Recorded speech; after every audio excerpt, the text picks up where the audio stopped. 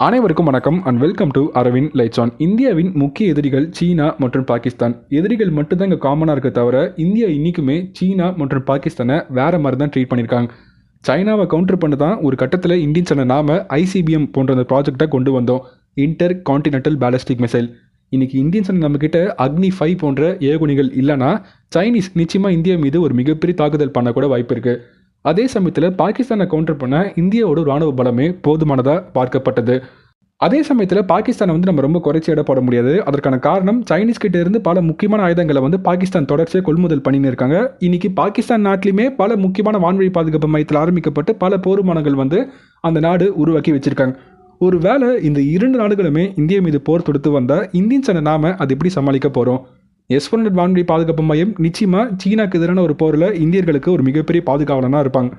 பாகிஸ்தானை கவுண்டர் பண்ண இந்தியன் நம்மக்கிட்ட ஏதாவது தனித்துவமான ஒரு ஆயுதம் இருப்பது அவசியம். அப்படிப்பட்ட ஒரு முக்கியமான ஒரு ஆயுதம்னா இந்த கதக் என்று அழைக்கப்படும் இந்த ஸ்டெல்த் பாம்பர். இந்த கதக் ஸ்டெல்த் பாம்பரை பேஸ் பண்ணி இன்னைக்கு ஒரு முக்கியமான அப்டேட் ஒன்று வந்திருக்கு. அந்த அப்டேட்டை நான் சொல்கிறதுக்கு முன்னாடி அந்த கதக் பாம்பரை பற்றி நிறைய பேர் பேச சொல்லி கமெண்ட் செக்ஷனில் கேட்டிருக்கீங்களே, ஸோ அதை பற்றி நம்ம தெரிஞ்சுக்கலாம். இப்போ நான் சொல்லும் போது உங்களுக்கு ஒரு கேள்வி வந்திருக்கும், அதற்கான ஆன்சர் நான் சொல்கிறேன். கதக் பாம்பரை ஏன் ப்ரோ தேவையில்லாமல் நம்ம பாகிஸ்தானுக்கு எதிராக பயன்படுத்துகிறேன்னு நீங்கள் சொல்கிறீங்க, அதை நம்ம சீனாக்கு எதிராக பயன்படுத்தலாமே. சைனீஸ் கிட்ட நம்ம இந்தியா கிட்ட இருக்கக்கூடிய அத்தனை ஆயுதங்களையும் நம்ம பயன்படுத்தி தான் ஆகணும். ஆனால் பாகிஸ்தான் கிட்ட ஓரிரு தனித்துவமான ஆயுதங்கள் பயன்படுத்தினாலே பாகிஸ்தானை நம்ம ரொம்ப எளிமையாக அடக்கிட முடியும். ஸோ பாகிஸ்தானை ஒரு கையை வச்சு கூட நம்ம மூடிடலாம், ஆனால் சைனாவை 2 கைகள் கூட பத்தாது. அதன் காரணமாக தான் பாகிஸ்தான் அந்த நாடை நம்ம தாக்கி அழிக்க இன்றைக்குமே தனித்துவமான ஆயுதங்களை இந்தியர்கள் அதிகமாக பயன்படுத்தி நம்ம பார்த்துருப்போம். ஏன்னா பாகிஸ்தானை கவுண்டர் பண்ண இந்தியர்கள் வெறும் ஓரிரு ஆயுதங்கள் மட்டும் தான் பயன்படுத்த முடியும். மீதி நம்மக்கிட்ட இருக்க அத்தனை ஆயுதங்களையும் சீனாக்கு எதிராக தான் நம்ம அதிகமாக பயன்படுத்துவோம். நான் சொல்ல வர கான்செப்டை நீங்கள் நிச்சயமாக புரிஞ்சிருப்பீங்க.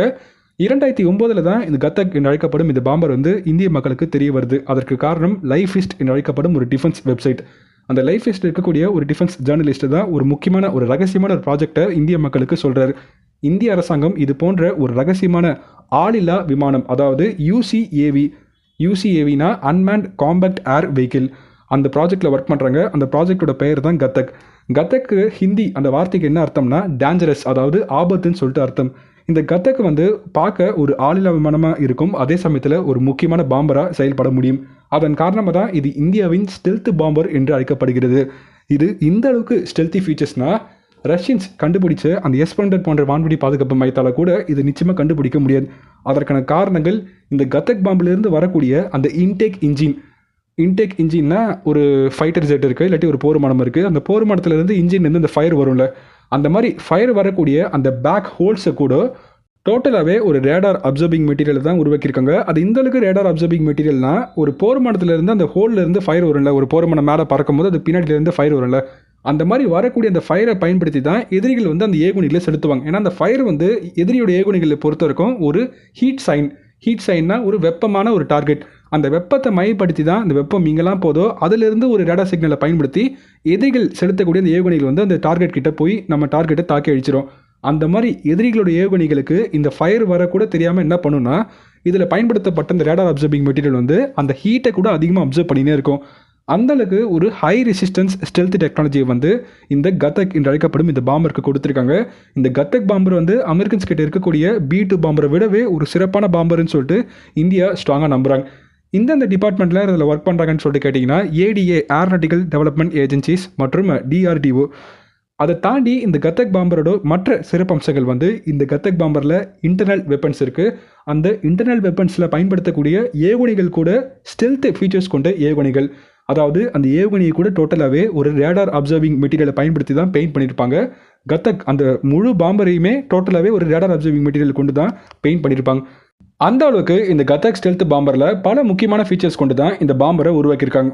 முதல்ல விஞ்ஞானிகள் இதை உருவாக்கும் போது ஒரு ஆளில்லா ஒரு ட்ரோனை தான் உருவாக்கினாங்க. அதாவது ISR, intelligence, surveillance and reconnaissance, இந்த 3 பர்பஸ்க்காக மட்டும்தான் இந்த ட்ரோனை உருவாக்கினாங்க. ஆனால் நாட்கள் செல்ல இந்த ஆளில்லா விமானத்தை ஒரு UCAV என்று கருதப்படும் அன்மேண்ட் காம்பேக்ட் ஏர் வெஹிக்கிளை உருவாக்கினாங்க. இதை அன்மேண்ட் காம்பேக்ட் ஏர் வெஹிக்கிளாக உருவாக்கியிருக்காங்கன்னு சொல்லிட்டு மறுபடியும் அந்த லைஃபிஸ்ட் அந்த வெப்சைட் தான் சொன்னாங்க. அதற்கு காரணம் இந்த கதக் பாம்பரில் பல இன்டர்னல் வெப்பன்ஸை அவங்க ஆட் பண்ணியிருக்காங்க. இந்த கதக் பாம்பரில் எந்த மாதிரியான இன்ஜின்ஸை பயன்படுத்த போகிறாங்கன்னா காவேரி என்று அழைக்கப்படும் அந்த இன்ஜினை பயன்படுத்த போகிறாங்க. டிஆர்டிஓவில் ஒரு முக்கியமான டிபார்ட்மெண்ட் இருக்குங்க, ஜிடிஆர்இ. ஜிடிஆர்இக்கான ஃபுல் ஃபார்ம் என்னதுன்னா gas turbine and research establish. இந்த கேஸ் டர்பைன் அண்ட் ரிசர்ச் எஸ்டாப்ளிஷ்னா நம்ம இந்த கத்தக் பாம்பருக்கு தேவைப்படும் அந்த காவேரி இன்ஜினை உற்பத்தி பண்ணுற ஒரு முக்கியமான பணியில் ஈடுபட்டு இருந்தாங்க, ட்ரை காவேரி இன்ஜின். இப்போது இந்த ஜிடிஆர்இ வந்து ப்ரெசென்ட்டாக இன்றைக்கி வந்து ஒரு முக்கியமான அப்டேட் ஒன்று கொடுத்துருக்காங்க. ஹிந்துஸ்தான் ஏரோநாட்டிக்ஸ் லிமிடெட் கூட கூட்டாக இணைந்து இந்த 2 துறைகளும் அந்த ட்ரை காவேரி இன்ஜினை உற்பத்தி பண்ண போகிறாங்க. இதன் மூலம் 2024 அந்த ஃப்ளைட் டெஸ்ட் பண்ணுறதுக்கு முன்னாடியே இதற்கான இன்ஜினை நாங்கள் ஏற்பாடு பண்ணி முடிச்சிருவோம்னு சொல்லிட்டு 2 துறைகளும் இப்போ அஃபிஷியலாக தெரிவிச்சிருக்காங்க. ஏற்கனவே இந்த கத்தக் பாம்பரை பேஸ் பண்ணி போன வருடம் ஒரு முக்கியமான அப்டேட்டை நம்ம பார்த்துருப்போம். அதற்கான ப்ரூஃப் தான் நீங்கள் பார்க்குறீங்க. லேண்டிங் கியரை நம்ம வெற்றிகரமாக பண்ணி முடிச்சிருப்போம். சென்னை பேஸ்டு டிஆர்டிஓ பேஸ் பண்ணி இருக்கக்கூடிய ஒரு லெபார்ட்டரிக்கு நம்ம வழங்கியிருப்போம்.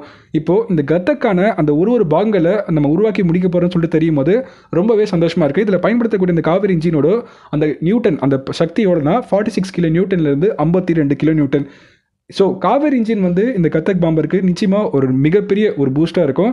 அதே சமயத்தில் இந்த கத்தக் பாம்பரோட மற்ற சிறப்பம்சங்கள்லாம் என்னதுன்னா, இதில் வந்து நம்ம இஸ்ரேல் நாட்டால் உருவாக்கப்பட்ட பல ஏர் டு சர்ஃபேஸ், அதாவது வானத்திலிருந்து செலுத்தக்கூடிய பல முக்கியமான ஏவுகணைகளை இதில் நம்ம இம்ப்ளிமெண்ட் பண்ணலான்னு சொல்லிட்டு இருக்கோம். இந்த கத்தக் பாம்பரை இப்படி கூட நம்ம பாகிஸ்தானுக்கு எதிராக பயன்படுத்த முடியும்னு உங்களுக்கு ஒரு கேள்வி வரலாம்.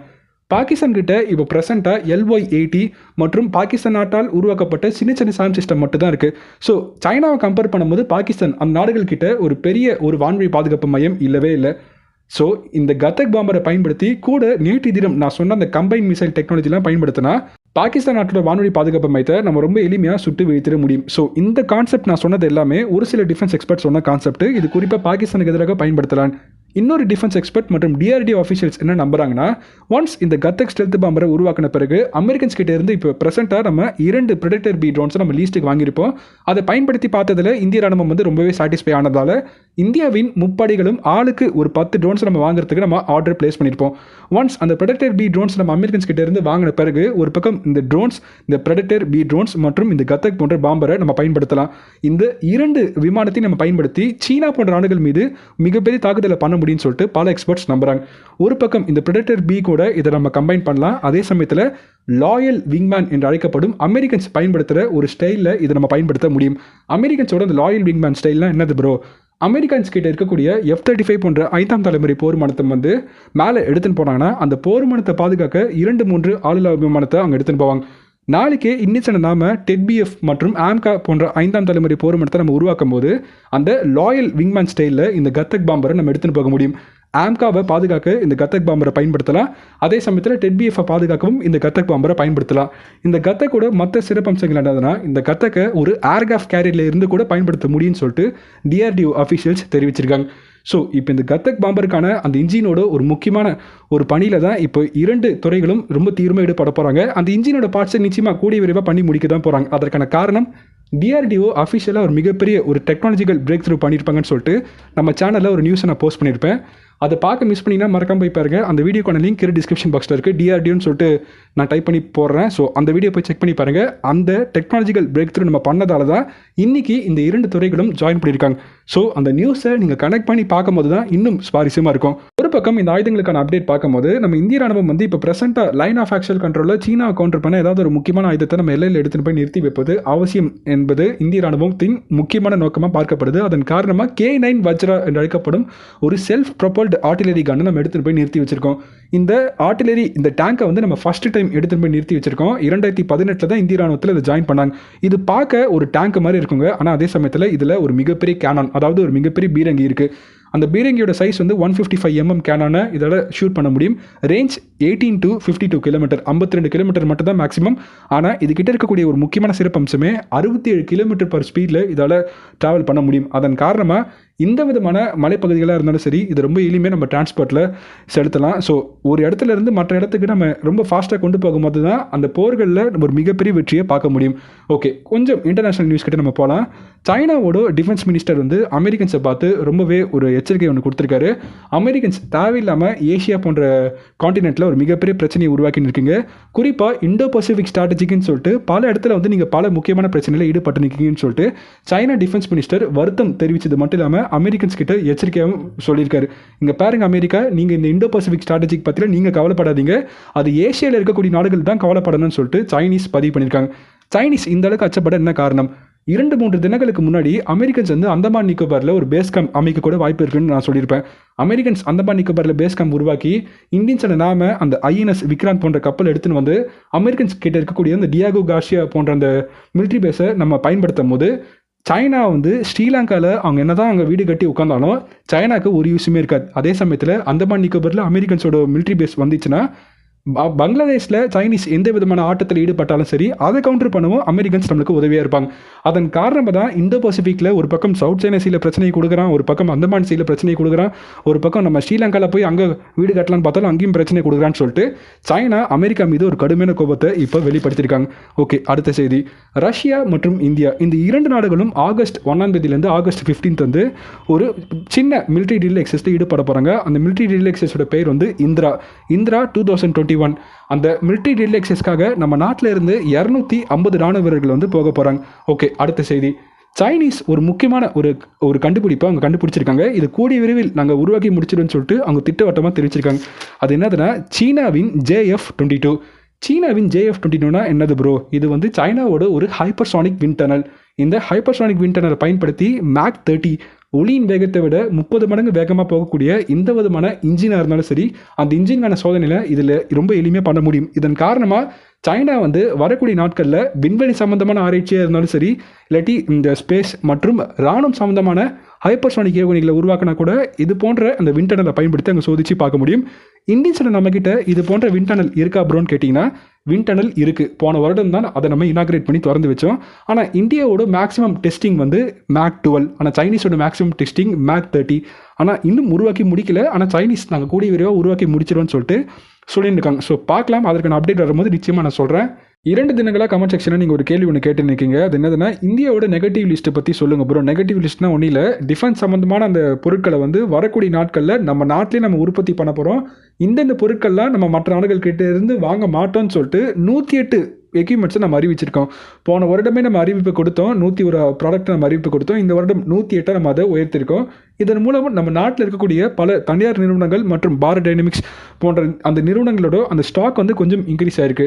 ஸோ இந்தந்த எக்யூப்மெண்ட்டை நம்ம வாங்க மாட்டோம்னு சொல்லிட்டு அறிவிச்சிருக்கோன்னா ஹெலிகாப்டரில் பயன்படுத்தக்கூடிய மிசைல்ஸ் மற்றும் கார்வெட் அந்த ஷிப்பில் பயன்படுத்தக்கூடிய ஒரு சில முக்கியமான பாகங்கள் மற்றும் ஆளில்லா விமானங்கள் மற்றும் drones, infantry vehicles, airborne warning and control system, tank engines, அந்த பட்டியலை நம்ம இட்டுனே போகலாம். அது சின்ன சின்ன ப்ராடக்டாக இருந்தாலும் இப்போதைக்கு அது எல்லாமே நம்ம நாட்டில் உற்பத்தி செய்ய பண்ணும்போது அது இந்தியாவுக்கு தான் லாபமாக இருக்கும் தவிர நிச்சயமாக மற்ற நாட்டில் இருந்து வரக்கூடிய கம்பெனிக்கு ஒரு மிகப்பெரிய தலைவலியாக தான் மாறப்போகுது. அதன் காரணமாக தான் இந்தியாவோட கம்பெனியோட அந்த ஸ்டாக் மார்க்கெட் கொஞ்சம் ரைஸ் ஆயிருக்கு.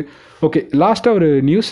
நம்ம நாட்டோட ராணுவ தளபதி MM நரவானே அவர்கள் 2 தினங்களுக்கு முன்னாடி தான் லடாக்கு ஒரு முக்கியமான பயணமாக போனார். இப்போ அவர் காஷ்மீர் போயிருக்காரு. அதுக்கு காரணம் பாகிஸ்தானோட வந்து சீஸ்பயர்லாம் அங்கே ஒழுங்காக ஃபாலோ பண்ணுறாங்கன்னா பட் பாகிஸ்தான் மறுபடியும் அந்த வயலேஷன் ஆஃப் சீஸ்பயர்லாம் ஈடுபட்டாங்க. 2 முறை அவங்க ஈடுபட்டிருக்காங்க இந்த 4 மாதங்கள்லாம் எக்ஸாக்டாக அந்த 100 நாட்களில் 2 முறை அவங்க ஈடுபட்டிருக்காங்க ரீசெண்டாக தான்.